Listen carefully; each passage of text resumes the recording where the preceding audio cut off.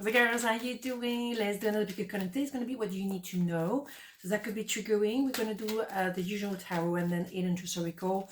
Probably the healing mantra deck as well. It can be interesting even though we can't really see much on the camera. But never mind. Let's go. Okay, let's do two piles. Okay, let's go. 1, 2, 1, 2. Pile number 1, what do you need to know? This way. 6 of Wands, 7 of Wands, 10 of Wands. My goodness, do we have Wands? A lot of fire in the belly, a lot of impulsivity, I would say. So be aware of that. Like it could be a little bit much. So trying to cool it down a bit. What's happening? Well, someone who was tormented, maybe yourself, within yourself, or maybe that person within themselves, want to actually fight now for the relationship or for the deal to happen. So they have a transformation of the way they see the situation. Indeed, they might want to actually leave something behind or someone behind in order to find themselves and then to move towards you because they make the decision. Well, it has to be done with certain order, because if they just jump towards you and haven't done their work, they don't really know who they are, or they haven't completely left their past behind, then you're going to have a problem further down the line. So you see what I mean? There is a logical process here. With the 10 of Wands, it could be you or could be them. Excuse me, George is here, of course. There is an idea of, I don't want to carry that heavy weight on my shoulder. Maybe by leaving the past behind, I don't want to be responsible for those people. And I want to actually, after the 10 of Wands, take care of S of Wands, which is myself. I need to take care of me. I need to know who I am. I need to put the oxygen mask on myself first. It's very true. If you do not do this, then there is an issue here. Absolutely. So it's very logical. It feels like there is a process and you know more or less what you have to do. Brilliant. Or maybe your person. So what are we doing? We're doing the hidden cycle. That's what we're going to do. Okay, let's have a look. Okay, so what do you need to know? Let's see. I bury myself in work to forget you. Yeah. So maybe that person is struggling to actually do that transition I was telling you about. They find it difficult to leave you maybe behind, or they find it difficult to do, what needs to be done. So they push themselves to the limit, and maybe they carry even more responsibility at work, so they don't have to think, or they don't have time to think. Because if they were to stop, have a moment, they will feel a lot of pain, they will feel maybe regret, or they will feel all that love. And they feel that they need to do something, but they're not ready yet. That's what I'm saying. There is a process here. So let's have the healing mantra deck. That's always interesting as well, even though we can't really see anything. What do we have? Inspiring others. I help others feel empowered by acknowledging their gift. That's wonderful. But again, that person is, as you can see, distracting themselves from what they're supposed to be doing. Once again, they carry more responsibility, or helping others, make others feel aware of their excuse me, George. Definitely, yeah. Make people aware of their gift, make people aware of their purpose in life. But what about them? What do they know? What are they doing about themselves? Sometimes it's easier to see what other people need to do. It's always easier to see for other people than for ourselves. But I feel like this person is hiding behind obligation, behind work, in order not to confront themselves and not say what they feel about you.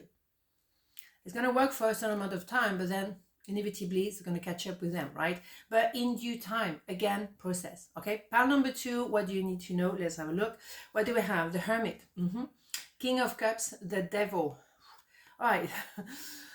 Oh, goodness me. So we have someone who is full of love for you. Male, female, doesn't matter. It's someone who doesn't know what to say, is on the fence. I don't really know. I don't know how to express myself. I'm be stuck somehow. That person maybe feel the need to be alone for a while, to be in the cave. Male, female, doesn't matter. We all need to have that me time. It's very important. And then when they go out of the cave, they're going to maybe move slowly, because it's just a little lantern. So they don't really know how far they can go. They're going to take one thing at a time, one day at a time. Fair enough, okay? There is an idea of codependency here. Do they still fight codependency, and they know that until they're completely clear, they cannot really approach you? Do they have someone like that, very toxic, very karmic in their life, and they do know that they cannot, excuse me, George is here very much today, they cannot open their heart, and that's why they're on the fence, because they still have a karmic, either a karmic partner, it could be an ex-wife, ex-husband, or it can be a connection with their parents that is quite, you know, weird and need to be clarified, or simply because they're still in process to do their homework and clear themselves from their past, and also maybe they're codependent, as simple as that, and they just need to clear all of that. How can they be open to themselves if they're taking some stuff to numb the pain? I know it's a terrible pain, don't get me wrong, absolutely terrible, but is it no more terrible to let life passing through you without you acknowledging or them acknowledging it because they're under the influence of something? And they can be addicted to work, they can be addicted to the gym, they can be addicted to food or no food. That is really is covering up, you know, is at the surface, but underneath there's so much depth, and it needs to be confronted and to maybe be alone and pause for a moment. And that can be for a long period of time. Maybe for you it's exasperating because you kind of know something is cooking, but you have to let them find their feet. You cannot push someone to go through the process.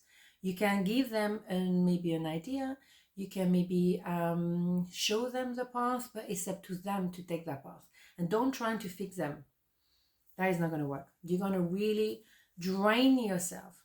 You can only show the path, and then they choose to take it or not. But don't try to fix them. And if it doesn't work, just go back to yourself. Take care of yourself always. Otherwise, what are you going to do? You're going to be drained as well? Then both of you go down. No, that is not right. That is not right. Okay, so let's have an hidden truth recall. What do we have? We will be together again. Absolutely. After that period of maybe silence, they will be coming back together. Of course. Of course.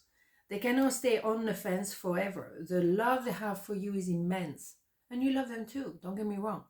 But you know that it has to come from them, and you cannot push for anything. And you're right, you will be together. If you're meant to be together, trust me, you will. But let it be. A lot of people want to put things on the calendar. It's crazy. When? When it should be how. Okay.